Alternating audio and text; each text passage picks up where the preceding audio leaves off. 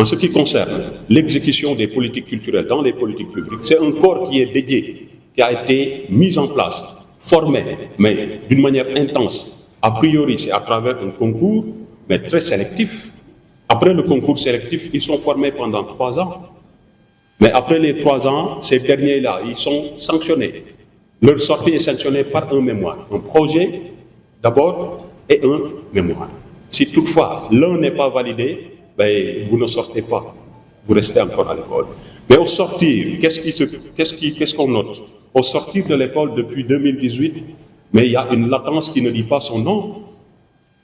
Il y a, au moment où je suis en train de vous parler, les promos de 2018 à 2024 qui attendent d'être recrutés dans la fonction publique. Alors que c'est ce corps dédié-là qui a été formé pour dérouler les politiques culturelles dans les politiques publiques, dans les 8 pôles.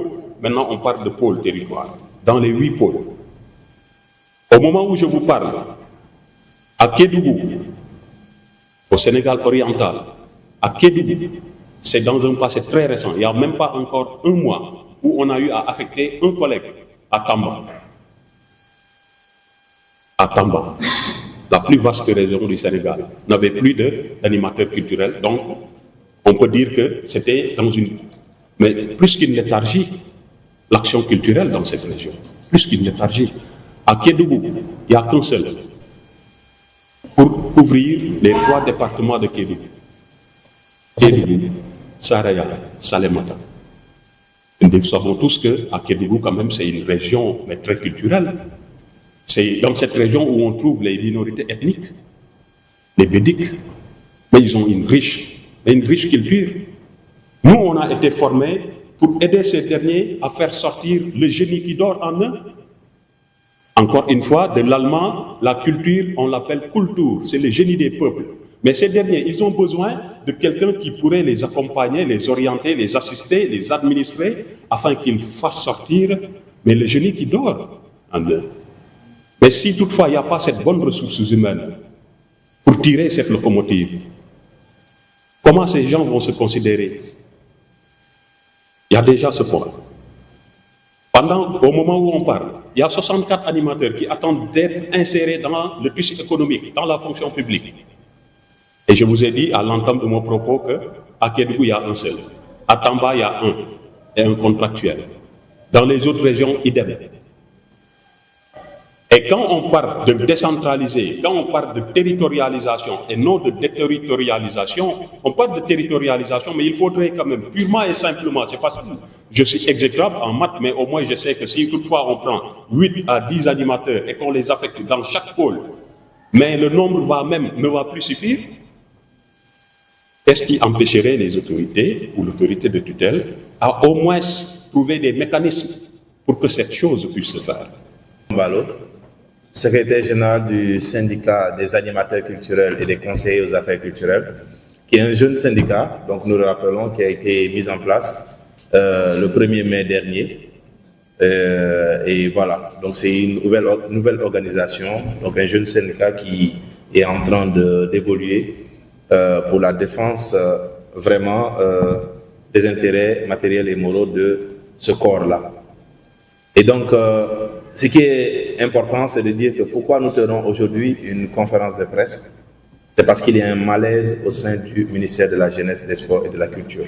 Et nous voulons que les autorités, les plus hautes autorités, soient au courant de ce malaise-là. Un malaise qui est dû à un gros sabotage. C'est un sabotage. Quand on met en place un département avec 3 segments, c'est pour que ces 3 segments puissent évoluer ensemble dans une dynamique pour permettre qu'il y ait un vrai développement dans ce département-là. Et le Premier ministre l'a rappelé au séminaire d'hier ou avant-hier, quand il parlait au ministre, il a émis 8 points. Et dans les 8 points, il a parlé d'efficacité. Il a parlé d'acquis, de partir sur des acquis. Et donc les acquis au sein de ce département-là, c'est que quand on arrive, nous sommes aujourd'hui face à un problème. Le problème, c'est que pour les 3 segments qui sont au sein du ministère de la Jeunesse, des Sports et de la Culture, nous avons 2 corps majeurs qui sortent. le corps des inspecteurs de l'éducation populaire, de la jeunesse et des sports et le corps des animateurs culturels et conseillers aux affaires culturelles. Et donc, quand vous avez deux corps majeurs dans un département et qu'on voit que depuis plus de 12 mois ou 13 mois, maintenant, il y a un seul corps qui est privilégié, il y a un gros problème. Et ça c'est un sabotage. Parce que l'autorité, nous savons, n'a jamais demandé à ce qu'on puisse privilégier un corps sur les autres. Et quand je dis sabotage, c'est aussi le fait du système.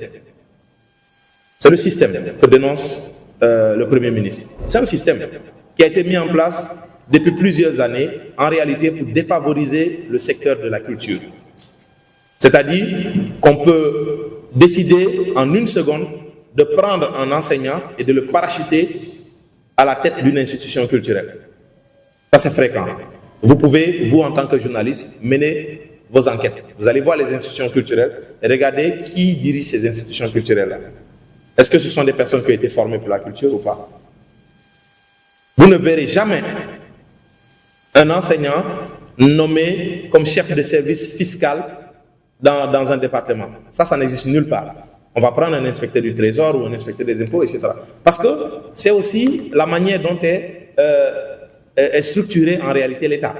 C'est qu'on forme des corps qui sortent des écoles nationales et ces corps-là sont absorbés dans les secteurs dédiés. Il n'y a qu'à la culture qu'on peut se retrouver un bon matin, voilà, avec quelqu'un qui vient de nulle part et qui dirige une institution culturelle. Et ça, c'est problématique aujourd'hui. C'est problématique. Le président de la République a cette prérogative-là de nommer aux emplois civils et militaires. Et donc, c'est vrai, il a cette prérogative-là, sur proposition du ministre.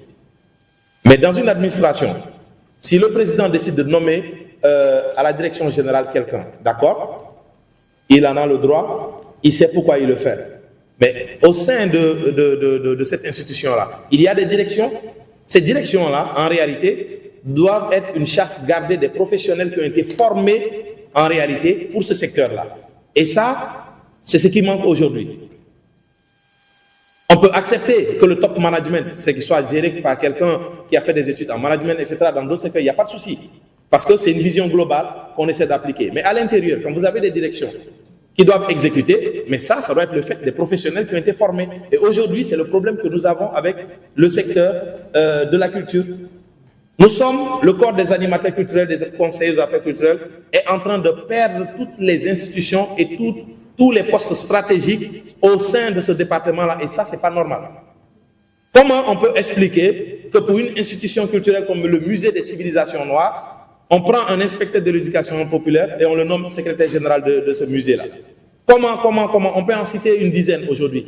Comment on peut concevoir que pour les 14 régions du Sénégal, 14 régions je vous dis, les 14 directeurs régionaux de la jeunesse, des sports et de la culture, on nomme 14 inspecteurs de l'éducation populaire, de la jeunesse et des sports, qui doivent gérer la jeunesse, les sports et la culture. Des gens qui n'ont aucune compétence en matière de culture et qui le disent tous les jours. Qu'est-ce qui se passe? C'est-à-dire qu'en réalité, il y a un gros malaise au sein du ministère de la Jeunesse, des Sports et de la Culture. Et pour nous, il est important aujourd'hui d'attirer l'attention des plus hautes autorités parce qu'en réalité, si on ne fait rien, ce département-là ne pourra jamais, le maillage de ce département ne pourra jamais exister. Nous ne sommes pas en guerre. Nous ne sommes pas en guerre contre des inspecteurs.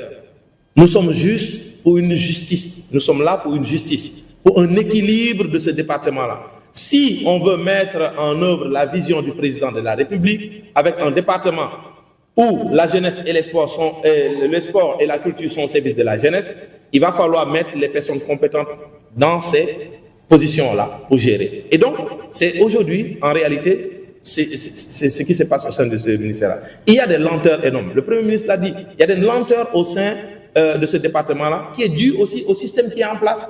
Parce que certains veulent privilégier un corps. Et donc, tout ce qui concerne la culture, en réalité, traîne. Sortez et posez la question aux acteurs culturels. Tout le monde réclame aujourd'hui qu'on détache le ministère de la Culture. Mais ce n'est pas anodin. Ça ne vient pas comme ça, voilà. Ça ne tombe pas du ciel. C'est parce qu'ils sentent qu'il y a des lenteurs au sein du segment culture. Et qui est dû à une architecture qu'on ne comprend pas aujourd'hui. Qui est responsable? Le Premier ministre l'a dit. Aujourd'hui, tout acte doit avoir un responsable. Et il est important qu'on puisse citer ces personnes-là, qu'on puisse mettre ces personnes-là face à leurs responsabilités. Et donc, il est important aussi pour nous de dire que ce corps-là est un corps qui a une importance a voulu dans accompagner la vision les 2050, acteurs culturels. Parce qu'aujourd'hui, si on veut matérialiser les pôles, il faut qu'en matière de culture, qu'on puisse mettre en place un dispositif adapté, un dispositif adéquat. Une question majeure, vous pouvez enquêter là-dessus. Tous les 14 directeurs régionaux de la jeunesse, des sports et de la culture ont été nommés par intérim.